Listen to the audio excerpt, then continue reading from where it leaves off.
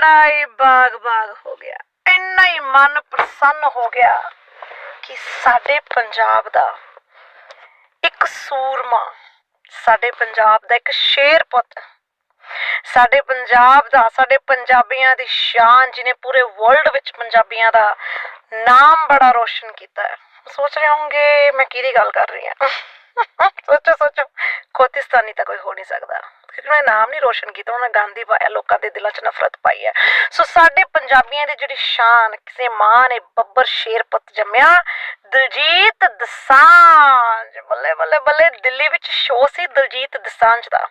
भाई शो में बंदे ने अत करवा दिया, बोले तो सरेआम भारत का झंडा उसने परचम लहरा दिया और सबको बता दिया कि वी लव इंडिया।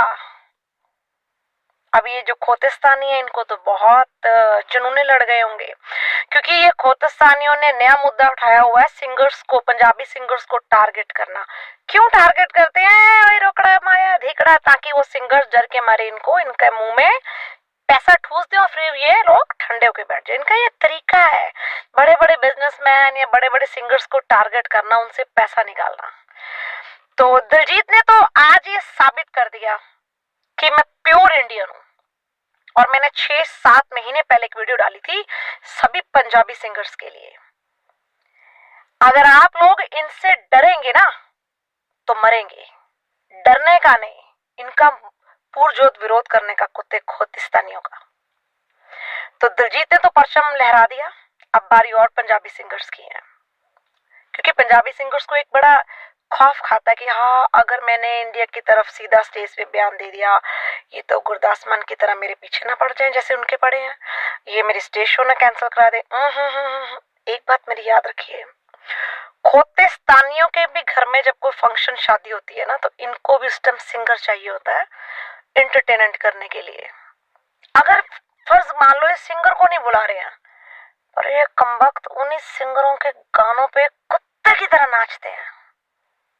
जिन सिंगरों को ये गाली देते हैं ना, उन्हें बोलते हैं हिंदुस्तानी है, हमारे साथ मिले नहीं ये लोग, ये उनके ही गानों पे थे धनाधन दे ददन, कुत्ते की तरह। और इनकी जो खालिस्तानिया बीवी होती हैं, वो भी हैं जैसे बोलती है ना कुतिया के कोई लात मार दे, कुतिया चाई चाई, वो भी ऐसे ही करके वहां पे टेडी विंगी टिंगियों के नाच रही होती हैं। अब सोचिए, म्यूजिक के बिना किसी भी घर में रौनक नहीं होती है। जब किसी भी घर में खुशियों का माहौल होता है, खासतौर शादी विवाह का, मंगनियों का या बर्थडे पार्टी, तो ऐसा हो सकता है कि वह संगीत ही ना हो। अब ये जो खालिस्तानी है, ये धार्मिक प्रोग्राम नहीं कभी करेंगे अपनी खुशियों में। क्योंकि इनको तो दारू वारू पी के भंगड़ा पाना है, फर्नीचर तोड़ना है, लोगों की बहू बेटियों को तकना है, उनको गंदी गंदी गालियां देनी है, गंदी निगाहों से देखना है, तो इनको तो फिर पूरा प्रॉपरली डीजे और डांसर सब पूरा ग्रुप चाहिए होता है इनको। सो दिलजीत ने आज मेरा दिल जीत लिया। मैंने सोचा भी नहीं था ये लड़का इतना दलेर होगा, और इतनी दलेरी से इसने हिंदुस्तान का परचम लहराया दिल्ली में। अब खोतिस्तानियों पड़ जाओ इसके पीछे, लो इससे वो जो जिसको तुम वो क्या बोलते हो दसांध, या वो पैसा फरोती, जो भी बोलते हो तुम अपनी लैंग्वेज, मांगो इससे। अब गिन गिन के नोट देगा तुमको ये। शो बंद करवा के देखो, गुरदास मान जी के तो पीछे तुम लोग बहुत पड़ गए थे, अब इसके बंद करवा के देख लो। मेरी एक बात याद रखना खोतिस्तानियों, पंजाबी सिंगर अगर एका कर लेना पंजाब में, पूरी पंजाबी इंडस्ट्री, तुम लोग चंद हो, सिर्फ मुट्ठी भर, और तुम लोगों की कोई औकात भी नहीं होगी किसी सिंगर को हाथ डाल जाओ। कहां से तुम लोग शुरू हुए?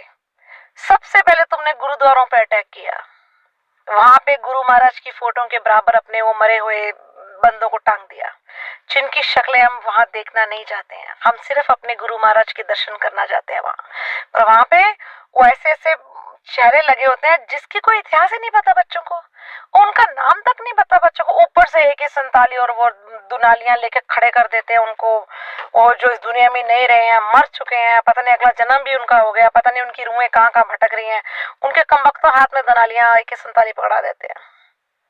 ये सीखने आते हैं गुरुद्वारे में लोग। ऐसा तो गुरु घर का माहौल कभी किसी ने सपने में भी नहीं सोचा होगा। तो ये एक जो दिल्ली में परचम लहराया अपने शो पे दिलजीत दोसांझ ने, बहुत बड़ा एक चापाट थप्पड़ मारा उसने खालिस्तानियों के मुंह के ऊपर और बताया कि वी आर इंडियंस। हमें बड़े गर्व, बड़ा प्राउड महसूस होता है कि हम भारत जैसे देश में पैदा हुए हैं। तो ये थप्पड़ उन सब खोतिस्तानियों के मुंह पे है।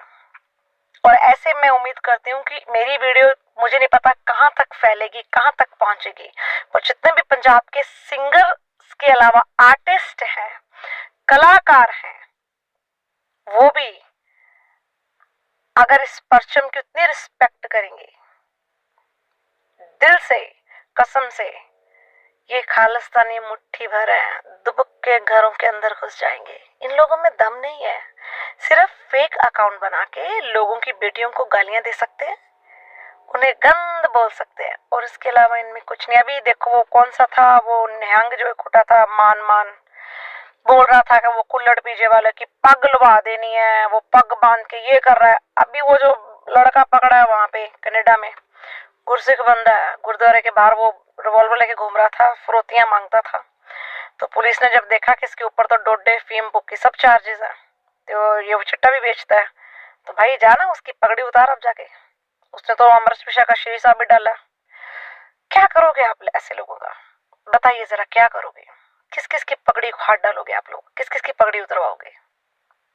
मैं ये नहीं कहती हूँ कि सिखों में ही भेड़िए छुपे हैं, अरे हर कौम में गंदे इंसान होते हैं।